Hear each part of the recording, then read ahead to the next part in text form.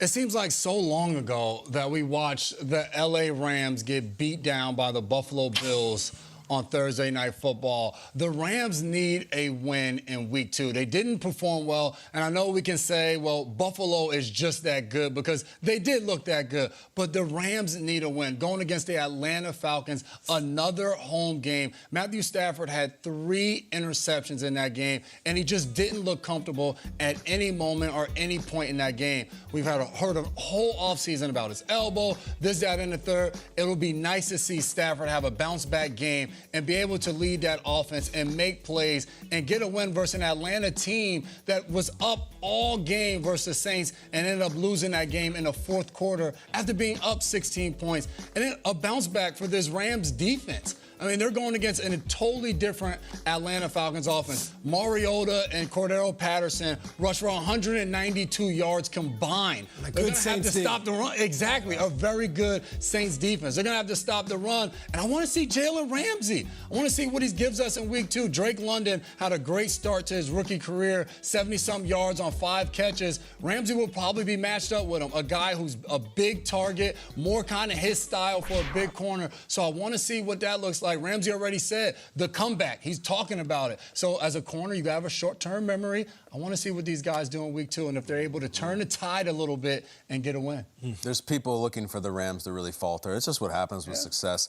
A quick story, on Fridays, every Friday on my way home, I stop at this little farmer's market, and I like to buy, like, produce or whatever. It's just kind of charming. There's a guy who has a little table that does knife sharpening. He's got this machine there, and people literally bring their knives from home, and he sharpens them while you wait. And I've always wanted to do it. I feel like there is a whole long line of people in that gentleman's table to get their knives sharpened so they can carve the Patriots after week 2. They've been waiting 22 years to carve the Patriots up. Here's the deal. They lose week 1. Okay. It's the Dolphins. Well documented. Bill Belichick and the Patriots struggles in Miami. You know, you got a brand new coach you're going against. Mac Jones didn't look great. Okay. They play Pittsburgh this week.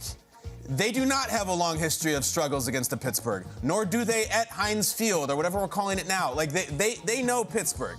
If the Patriots lose to the Steelers to go 0-2, a Steelers team that does not have their best player in DJ Watt, who we're not really sure what the hell's going on with Najee Harris, and they have Mitch Trubisky starting his Monday morning, the 7A topic is the flaming takes of Belichick, that he's washed up, that he's a fraud, that he was held up by Brady. They're all coming out. You can lose week 1. You've lost in Miami before. We've seen it.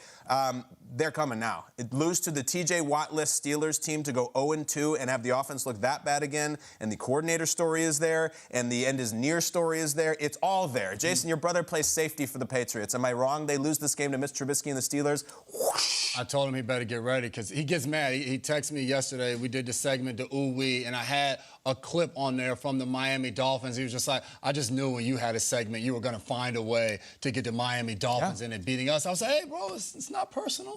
Go out there, win the game. I'll put some good film up there. So, without a doubt, like, they got to get it done. Knives Out, Peter, Monday morning. I like that story, the charming farmer's market. I do like it. So Friday afternoons, I live in New York City. I walk out of the office, and there's a man wielding a sharpened knife, whacking it in my face, and I've got to dodge it to get home. He came from my neighborhood where he sharpened it to stab you. Yeah, that's just my wife at home, just on a normal Friday. It's very charming. And hello, Brooklyn.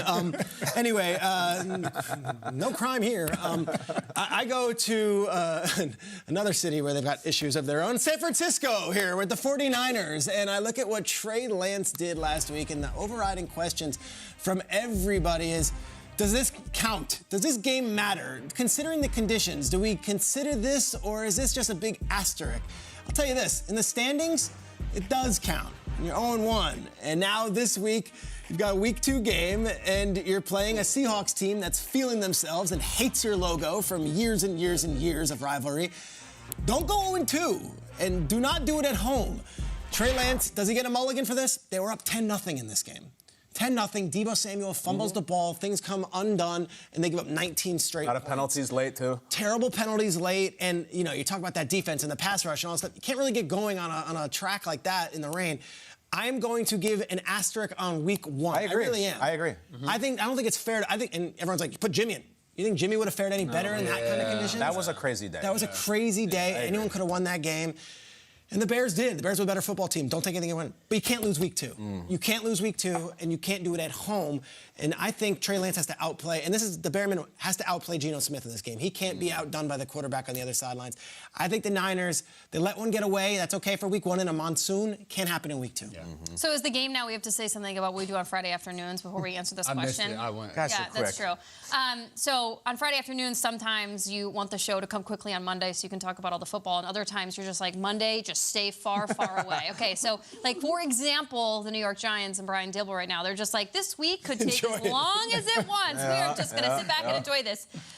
The Denver Broncos need Sunday afternoon to come as quickly as physically possible. Let's go. And Nathaniel Hackett counts as that. If you start the season 0-2 outside your division, oh my goodness gracious, that would not be good for a rookie head coach.